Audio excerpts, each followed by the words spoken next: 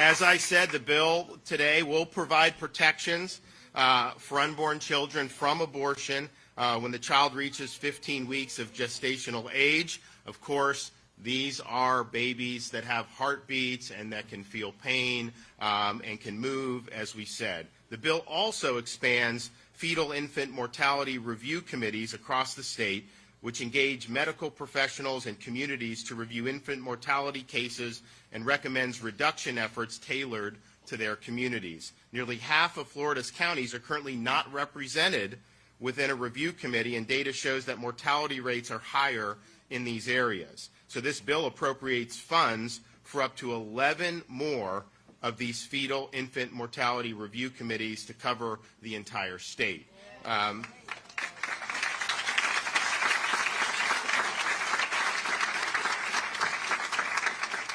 HB 5 also requires hospitals with labor and delivery services to participate in Florida prenatal quality collaborative initiatives, which range from opioid recovery programs to reducing cesarean overuse in deliveries. This requirement will move Florida to a statewide standard for quality birthing services and evidence-based interventions around issues like opioid abuse that cause higher rates of infant mortality. So we are viewing this in terms of protecting life as something that we see through. Really, if you look at what we've done this week, we're promoting fatherhood in Florida.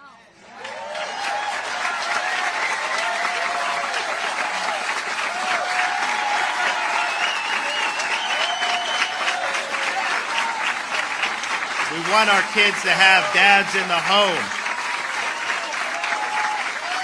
We want the fathers present. Take responsibility. It's the most important thing you can do is to take responsibility for the upbringing of your kids. And if you look, then probably one of the worst social trends we have. You go back to like the mid-1950s, you didn't have very many broken families. Now it's increased dramatically, and it is in every racial or ethnic group. You know, there's some more acute than others, but it has increased across the board. So this is a society-wide problem. And, you know, I think back to prior to us having kids, my wife and I, and when we were married, we had a lot of fun. When you don't have kids, you can just kind of do what you want. You want to go to dinner? Just do it.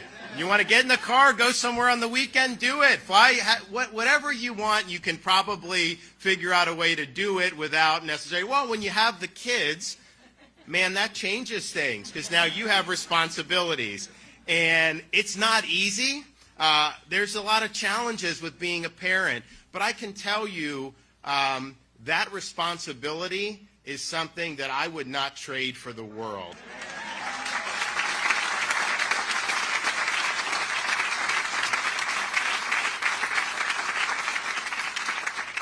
We have 3, 5, and under, and when we signed the fatherhood bill on Monday, which was really great work by Speaker Sprowls leading the effort, we I had my 5-year-old Matt. She's an old pro at this. She's come to a lot of stuff with me. But my 2-year-old Mamie, it was her debut of being able to go to work with Daddy, and so she did. So we have 3, and people will tell me, like, oh man, I see you all around the state, you're working hard, you got to go home and get some rest. And I just want to let people know, when I'm at home, I am not resting. It's just the way it is. But what you do by being present, particularly, these dads who really need to be in their kids' life, you are providing that role model for these kids to be able to grow up and lead meaningful lives. And the statistics are overwhelming. When kids grow up without a dad in the home, the chances of them dropping out of school, getting in trouble with the law, drugs, you name it, that increases dramatically. And so we're really proud to be leading on fatherhood and to promote it. We're going to work with some great nonprofit groups to be able to do that. We also were able to sign this week a bill with probably, as Senator Simpson, correct me if I'm wrong, probably the strongest expansion of support for adoption and foster care in the modern history of the state.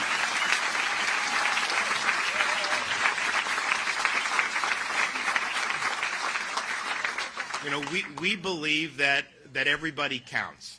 And we want to be able to have everybody have an opportunity to realize their dreams, to make the most of their God-given potential.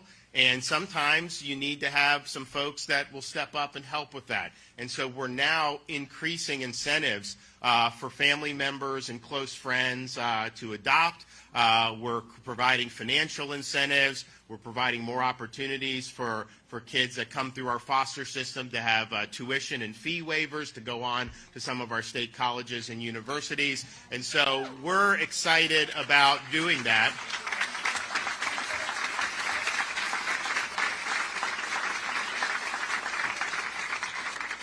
And we believe that that all these kids deserve an opportunity. And so we're not just giving lip service to that. We're actually signing legislation, and we're putting money behind these ideas. And so I think it's been a really exciting week. And then, of course, to be able to sign the bill here today is really, really meaningful. I mean, I think that just for all you parents out there, particularly parents that are relatively more recent, you know, when I was born, they didn't necessarily have all the stuff where you can see and chart the progress as the baby develops, you know, in the mother's womb. But this is really meaningful, and I want to thank all the legislators who had so much to do with this. It's a statement of our values that every life is important.